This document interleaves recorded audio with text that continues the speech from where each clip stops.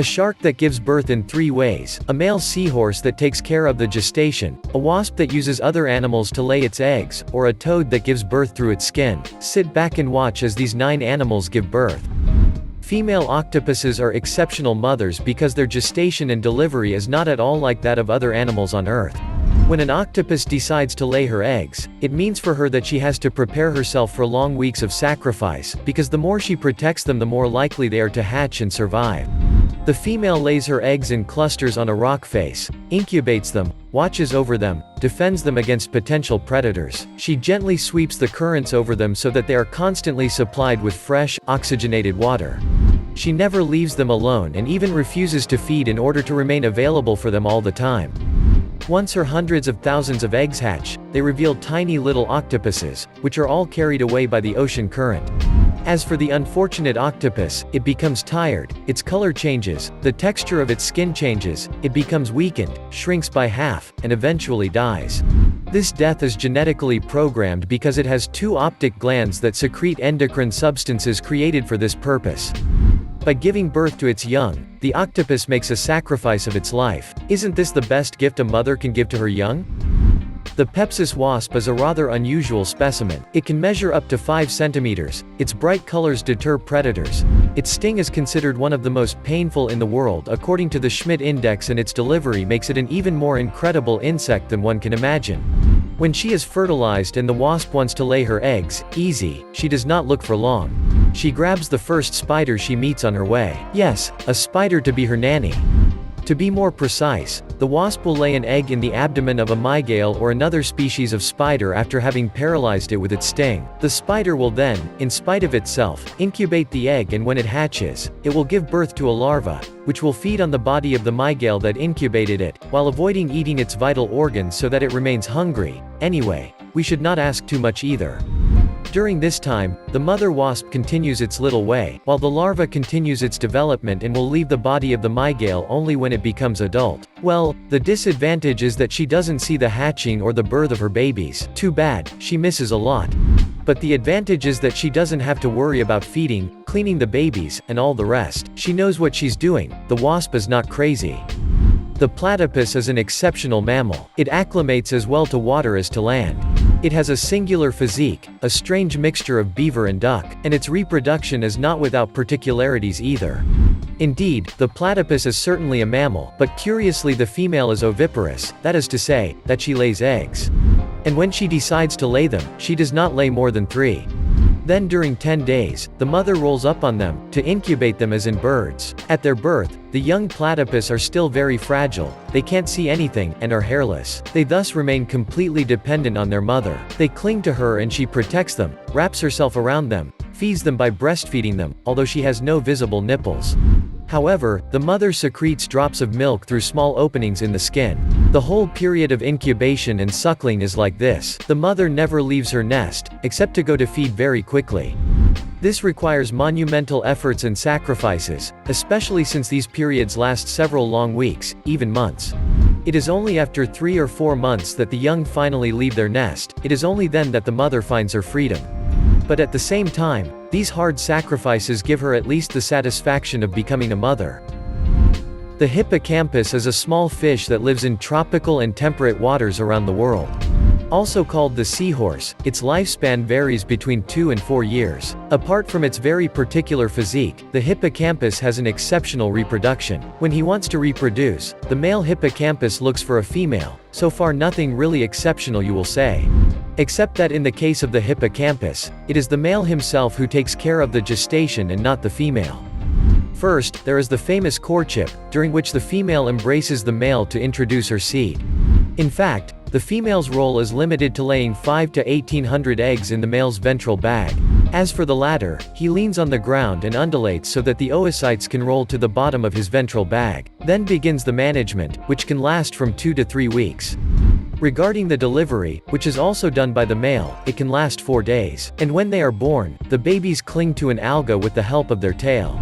The poor dad must endure a lot because of all this work. Between gestation and delivery, he must certainly finish washed out at each delivery.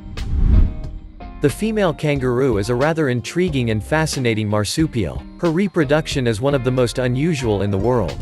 When she wants to reproduce, she invites the males of her tribe to fight for her. In the end, she will only mate with the strongest. The mating is done as in the majority of animals, but the gestation and the delivery are spectacular.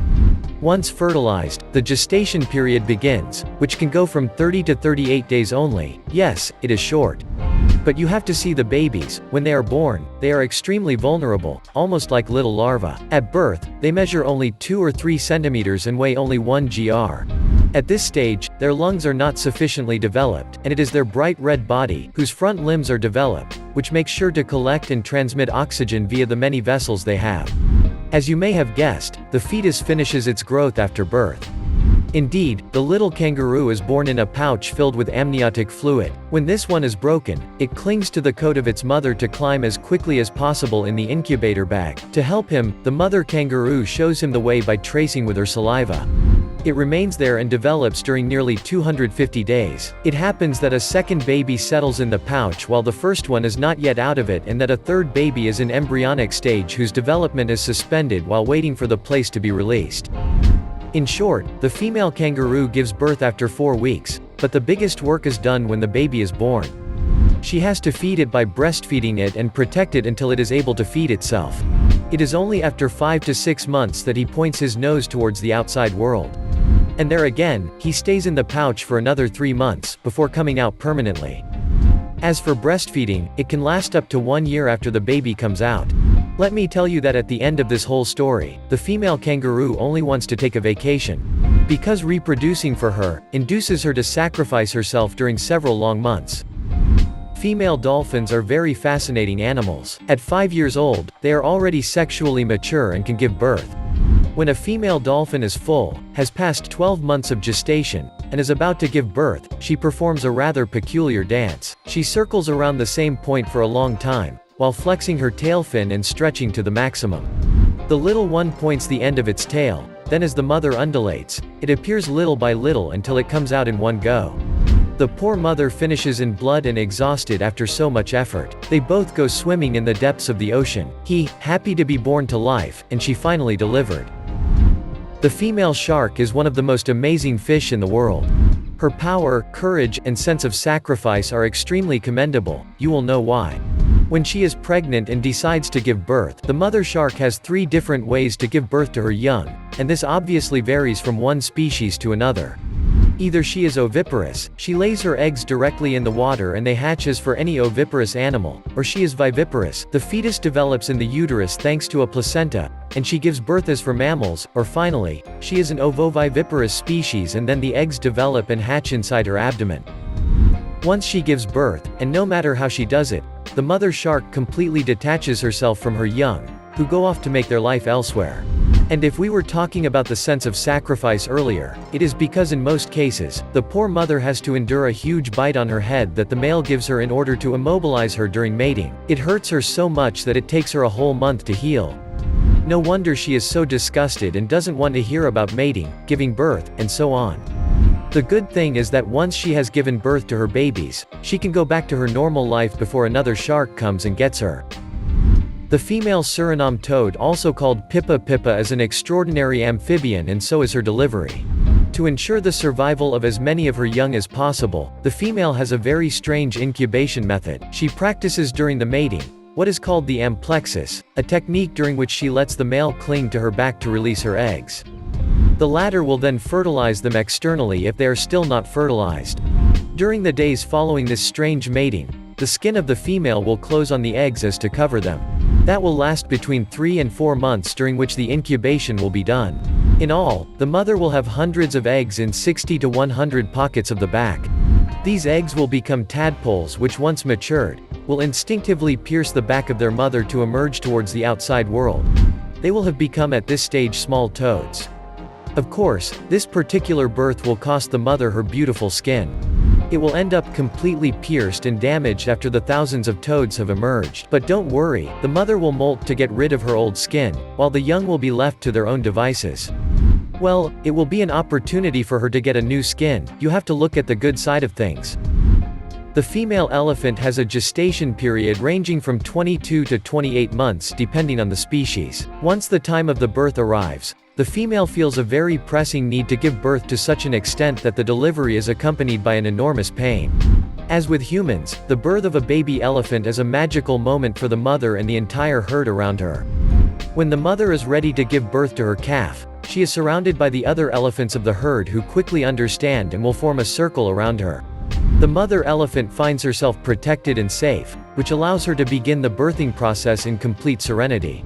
Unlike many mammals, the elephant remains standing during the birth. She barks throughout the delivery process as if to help herself extract the fetus. She then pushes with all her strength so that the limbs of the baby come out, and one last time even harder so that it is completely expelled. And each time she moves, all the members of the herd follow her to help her. An extraordinary show. This delivery can last several long minutes and is not without pain for the mother. But once her little one is born, she quickly forgets all the pain she felt and starts to clean him.